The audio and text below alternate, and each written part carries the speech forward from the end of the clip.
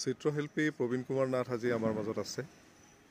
আমি ইতিমধ্যে দেখিছোঁ তেখেতে নিজৰ ঘৰৰ চাদৰ ওপৰত আজি কিছুদিন ধৰি শাকনিবাৰী এখন খুব মন পুতি তেখেতৰ একক প্ৰচেষ্টাৰে গঢ়ি তুলিছে আৰু কিছুদিন ধৰি তেওঁ যথেষ্ট সময়ো দিছে এই শাকনিবাৰীখনত। আমি এই বিষয়ে তেখেতৰ পৰা কিছু কথা আমি জানিবলৈ চেষ্টা কৰিম। তেখেতে কেনেদৰে এই কামটো আৰম্ভ কৰিলে আৰু প্ৰথমবাৰ কৰিছে, কিন্তু খুব ভাল হৈছে শাকনিবাৰীখন। গতিকে এই বিষয়ে আমি দুই এষাৰ কথা তেখেতৰ পৰা জানিবৰ কাৰণে চেষ্টা কৰিম। আপুনি কওকচোন কেনেকৈ আৰম্ভ কৰিলে আৰু কেনেদৰে এই কামটোৰ প্ৰতি হঠাতে আপোনাৰ মন ঢাল খালে? যোৱাবাৰ কৰিছিলোঁ, কিন্তু যোৱাবাৰ মানে বিশেষকৈ ফুলৰ খেতি কৰিছিলোঁ, কিন্তু ভাবিলোঁ যে এইবাৰ অলপ পাচলিৰ খেতি কৰোঁ।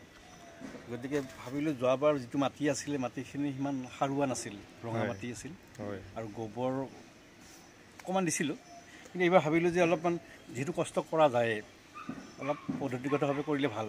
গতিকে ইউটিউবত অলপ চালোঁ কেনেকৈনো কম মাটিত উৎপাদন কৰোঁ, কাৰণ আমি খেতি কৰোঁ, আমাৰ ঘৰত খেতি, গাঁৱত খেতি, তাত পদ্ধতি বেলেগ, কাৰণ পথাৰৰ খেতি আৰু পাহাৰৰ মাটিত খুব দিগদাৰী হয়, আমি আগতেও দেখিছোঁ চাদৰ ওপৰত।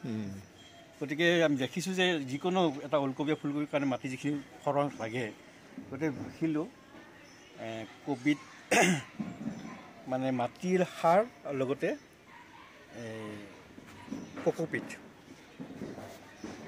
কি কৰে, মাটিটো ঢিলা কৰি ৰাখে। গতিকে সেইখিনি সামগ্ৰী কিছু অনলাইনত কৰিলোঁ, কিছু কিনি আনিলোঁ, কিনি সেইখিনি মিক্স কৰি আমি মাটিৰ বেগতেই মানে ৰুলোঁ আৰু।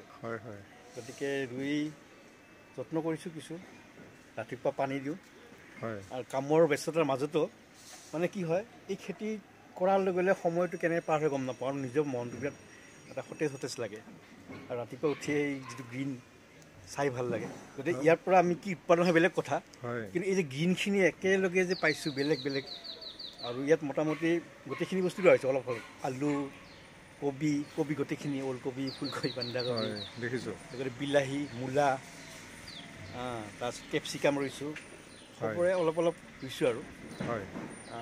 এতিয়ালৈকে চেহেৰা ঠিকেই আছে, নাজানো কি হয়।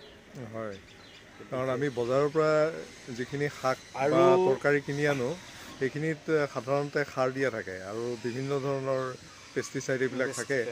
গতিকে তাক বনোৱাৰ আগতে আমি যথেষ্ট কষ্ট কৰি ধুব লগা হয় আৰু ঘৰৰ যিখিনি শাক সেইখিনি আমি কেঁচাও খাব পাৰোঁ। আৰু ইয়াত মানে ৰাসায়নিক দ্ৰব্য 1% নাই, কমপ্লিট মানে জৈৱিক। আৰু নিজৰ ভাৰ্মিছ কম্প'ষ্ট আমি নিজে তৈয়াৰ কৰিছিলোঁ। আমি পেলনীয়া যিবিলাক আমাৰ পাচলি ৰৈ যোৱা বাকলি এইবিলাকৰ দ্বাৰা আমি বনাইছিলোঁ। গতিকে এটা প্ৰচেষ্টা আৰু ভাল লাগিছে কিয়, মই মানে এই খেতিখিনি কৰি উঠি আৰু আনক দেখুৱাই ভাল লাগে। মই মাজে মাজে ফেচবুকত দিওঁ, তাকে দেখি মোক দুজনমানে কৈছে যে আপোনাৰ বেছ আকৰ্ষিত হয়, আমিও খেতি কৰা আৰম্ভ কৰিছোঁ। এই কথাখিনি ভাল লাগিছে আৰু যে দুজনে ভাল পাইছে। আৰু জৈৱিক খেতি যদি আমি আটাই কৰোঁ, যাৰ যেনেকৈ মাটি আছে বা যেনেকৈ জেগা আছে, আমি কিছু হ'লেও শাক কেইডালে আমি নিজৰ পৰা খাব পাৰোঁ বা পিঁয়াজৰ পাত, প্ৰচেষ্টা আৰু।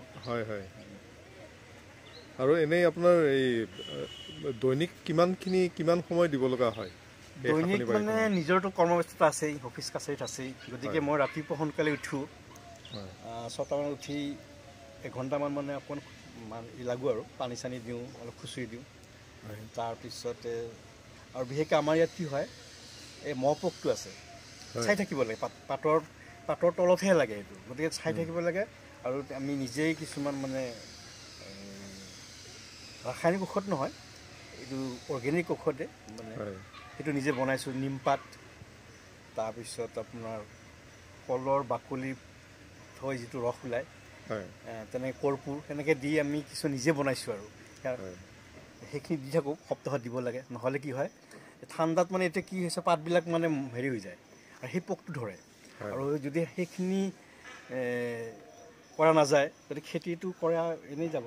গতিকে সেইখিনি কৰা যায়। এই যিটো স্প্ৰে কৰে এইটো কি বাৰু মানে মেডিচিনটো কি বুলি কয়? মেডিচিনটো আচলতে কি মেডিচিন মই আচলতে ইউটিউবত দেখিছিলোঁ যে তাত মানে কিছুমান মানে আমাৰ লোকেলি যেনেকৈ নিমপাতটো আমি বইল কৰিব লাগে, বইল কৰি যিটো তাৰপিছত কৰ্পূৰ, তাৰপিছত দৈ, সেইবিলাক মানে মানে হেৰি কৰি এসপ্তাহমান থৈ দিব লাগে। থৈ দি যিটো ৰস ওলায় সেইটো অকণমান ধৰি লওক আপোনাৰ 100 গ্ৰাম যদি মানে সেই ঔষধটো থাকে আমি 50 গ্ৰাম নাই 500 গ্ৰাম পানী দিব পাৰোঁ, 500 লিটাৰ 500 মিলিলিটাৰ পানী দিব পাৰোঁ। তেতিয়া আমি মিক্স কৰি সেইখিনি দিওঁ। যদি পৰিমাণটো বেছি হয় আকৌ গছডাল মৰি যাব পাৰে, কাৰণ মানে এইটো কমপ্লিট মানে নিজে বনোৱা আৰু এতিয়ালৈকে যিখিনি কৰা চব নিজে বনোৱা সাৰৰ পৰা আদি সাৰখিনি। গতিকে এইটো জৈৱিক সাৰ বুলিয়ে ক'ব পাৰি, জৈৱিক ঔষধ বুলি ক'ব পাৰি। এনেই কিনিব পাৰে, ৰাসায়নিকটো বহুত আছে, কিন্তু ৰাসায়নিক মই যদি তাত ব্যৱহাৰ কৰোঁ হয়তো কেতিয়াবা কি তাত থাকি যাব আৰু সেইখিনি আমি খাওঁতে যাব খোৱা উপযোগী নহ'ব। কাৰণ ইয়াতে আমি কেনেকুৱা আমি যিবিলাক বজাৰৰ পৰা আনো বা বইল কৰোঁ তাত বহুতখিনি প্ৰচেছ কৰাৰ পিছতহে আমি খাওঁ। কিন্তু ইয়াতে কি হৈছে ছিঙিয়ে ধুইয়ে খাব পাৰি, কাৰণ আমি ইয়াত আমি নিজে কৰিছোঁ আৰু ইয়াত কি কি পদ্ধতি কৰিছোঁ আমি নিজেই জানো যিহেতু। গতিকে কিনাটো আৰু নিজে কৰাটো আৰু টেষ্টটো বহুত বেলেগ হয়। এতিয়া আপুনি চাব যে আমি ধনিয়া বজাৰৰ পৰা ধনিয়াটো মোহাৰি দিলেও গোন্ধ নাপাওঁ, কিন্তু ইয়াত এপাত ছিঙাৰ লগে লগে যিটো গোন্ধ ওলায় তাতে গম পায় যে জৈৱিক আৰু মানে ৰাসায়নিক সাৰ মানে তাৰ যিটো পাৰ্থক্যটো গম পাব। গতিকে আপোনাৰ পৰা এইখিনি কথা জানি আমাৰ ভাল লাগিল। আৰু কিছুদিন পাছত যেতিয়া ফলবিলাক ডাঙৰ হ'ব, মানে যেতিয়া এই তৰকাৰীখিনি খাবৰ উপযোগী হ'ব, ডাঙৰ হ'ব, তেতিয়া আমি আৰু বিলাহী দুই এটা লাগিছে, এনেকৈ বিলাহী দুই এটা লাগিছে, তাৰপিছতে বিন দুটামান বিনো লাগিছে, সেইপিনে আছে। এইটো হেৰি দিছোঁ আমাৰ এইটো কি লেচৰা। গতিকে গোটেইখিনি দি আছে, লেচৰা আছে, এইডাল ৰঙালাও, এইডাল বিন লাগিছে, এইটো আছে। গতিকে ডাঙৰ হোৱাৰ পিছত হয়তো আমি আকৌ এবাৰ লগ পাম আৰু কথা পাতিম। নিশ্চয় নিশ্চয়। ধন্যবাদ, নমস্কাৰ।